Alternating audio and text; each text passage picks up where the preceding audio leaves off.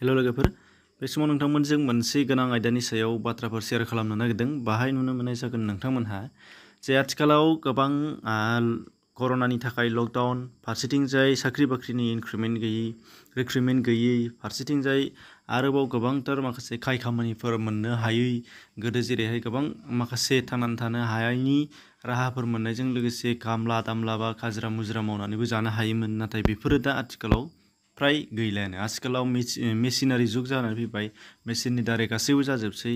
दा बेनि थाखाय गोबाङानो बेखार जानानै दंसै। नुनायाव ओरैनो सरासनस्रायै नुनो मोन्दों जे जोङो गोबां जायखिजाया खामानि मावब्लानो बिनि जिहेथु खामानिनि फिथाइ दा बियो मोनसे मोजां जायो होननानै बुङो, नाथाय खामानिखौनो मोननो थाङा। दा बेबायदियाव गोबां बेखार जायो। बिनि थाखायनो गोबां गुबुन गुबुन जायगाफोराव जोङो खामानि मावनो थाङो एबा थांनो लुबैयो एबा थांनो नाजायो, जाहाथे माबा मोनसे मुलाम्फा जायो। नाथाय बेनिनो सुबिदा लानानै गोबां माखासे खाबु फलानफोरा जोंनि आसामनि मानसिफोरखौ गुबुनाव लांनानै बेफार फालांगि खालामनो नाजागासिनो दङ। दा बेखौ नोंथांमोनहा खौराङाव नुगासिनो दङ जानो हागौ। दा थिग बेबायदिनो दिनै बाक्सा पुलिसा मोनसे पस्ट होबावदों जे नोंथांमोनहा नुनो मोननाय जादों स्क्रिनावबो, आरो डिसक्रिपसनाव लिंक दं, बेजों थानानै नायनोबो हागोन। दा बाहाय नुनो मोननाय जादों जे गासै 15 हौवाफोर आरो बेनिफ्राय 7 हिन्जावफोर आरो बेजों लोगोसे 2 गथ'साफोर।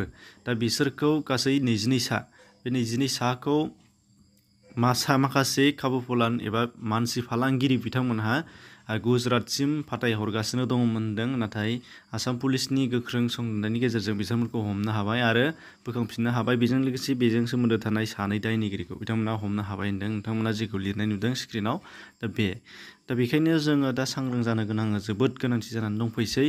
दा बाहाय सोरनिबा खामानि होगोन माबा माबि गोदै रावखौ जोङो साननायनि रावाव जोङो बुजायजानायनि सिगां एबा बुरखायजानायनि सिगां बे मानसिनि बुंग्रानि गासै डिटेल्सखौ लाग्रोनांगोन। लाखांनायनि उनाव जुदि नोंथाङा थांनो एग्रि जामारबाय, अब्ला नोंथाङा एग्रि जानायनि सिगाङावनो नोंथाङा बेनि डिटेल्सखौ लाजोबनांगोन, गासै रेकर्डखौ लाजोबनांगोन। बेनिफ्राय बे रेकर्डफोरखौ नोंथांमोनहा सोरबा सासेनि आखायाव होनानै थां। बेनिफ्राय जुदि नोंथाङा लांनानै जुदि खामानि मावहैनो मोनमारबायबा बियो जेबो बुंनांगौ गैला। नाथाय खामानि मोननायनि सिगां नोंथाङा गुबुनाव बेबायदि दानि जिहेतु खौरां बेबायदि लामा मोनदोंबा नोंथांमोनहा बैफोरखौ इनफरमेसन हर लोगो लोगोनो बे गासैबो डिटेल्सआ पुलिसनि आखायाव थाङोबा ओंखारगोन। दा बेबायदि माबा मोनसे सेस्था जोङो लानांसिगौ, गावबा गावनो सांग्रां जानांसिगौ। नङाबा जोङो पुलिसजों हमजानायखिनिखौल' जों नुनो मोनो, नाथाय पुलिसजों हमजायैफोरा जेसेबां दासिमबो बेबायदि फानजानानै दङ बा खैफोदाव गोग्लैनानै दङ जों बुंनो हाया बेसेबां दङ।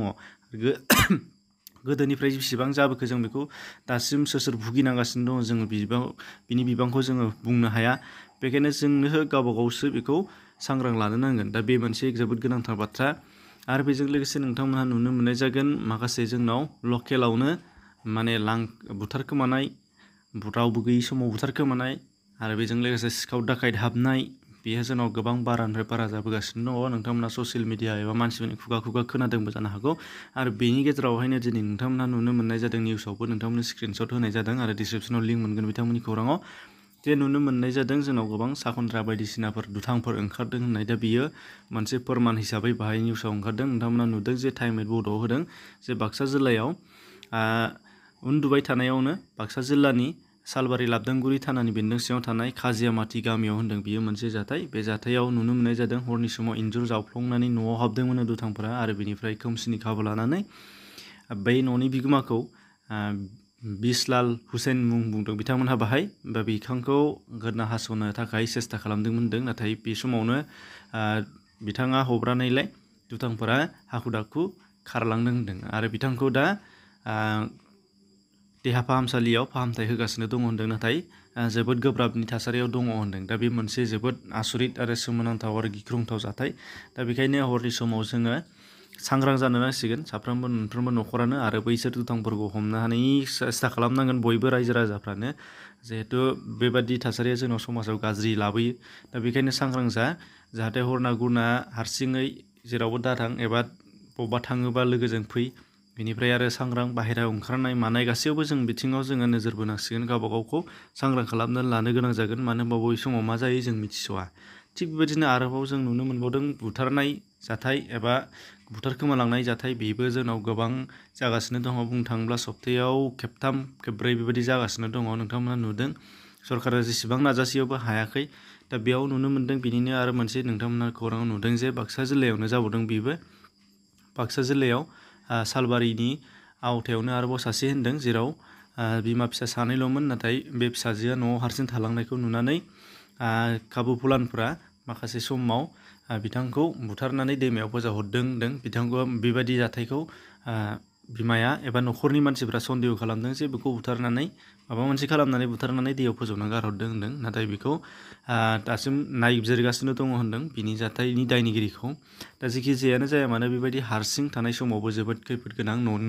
जोंनि न' होननानै जों न'आवनो जोंहा रैखाथि दङ होननानै जों सानब्लाबो बियो जाला, दा आथिखालाव नुनो मोननाय जादों। बेखायनो जायफोरनि न'खराव फेमिलिया खम बिथांमोनहा न'सुंनि मानसि बाय बाहागि बेफोरजों सोमोन्दो खालामनानै जयैनो रायलायनानै गालां बबावबा थाङोबा, नङाबा बेबायदि खैफोदा जोंनियाव जाया नङा जानोबो हागौ। बेखायनो जोङो सांग्रां जानांगोन। हारसिं हाला थानाया जोबोद डेन्जारास जानानै फैबाय। गोदो गुबुन जायगायाव सिटियाव बेफोरबायदि जाथायफोरखौ खोनायोमोन, नाथाय जोंनि दा गामियाव न'आवनो बेबायदि जाथाया सानजों हरजों खुनु खोथा गैला। माने मानसिनि गोसोखौ जों रावखौ बिसास होननाया जोंनाव गैला बा लाखिनो हाला जोङो। दा बेखायनो सांग्रां जानांगौ बयबो, जाहाथे गावखौ रैखाथि होनायजों लोगोसे समाजाबो गोग्गोयै जायो। बेखायनो नोंथांमोनजों लोगोसे बे बाथ्राखौनो शेयार खालामदोंमोन। नोंथांमोनाबो हुसियार जा, सांग्रां जा। एसेनोसै, गोजोन्थों।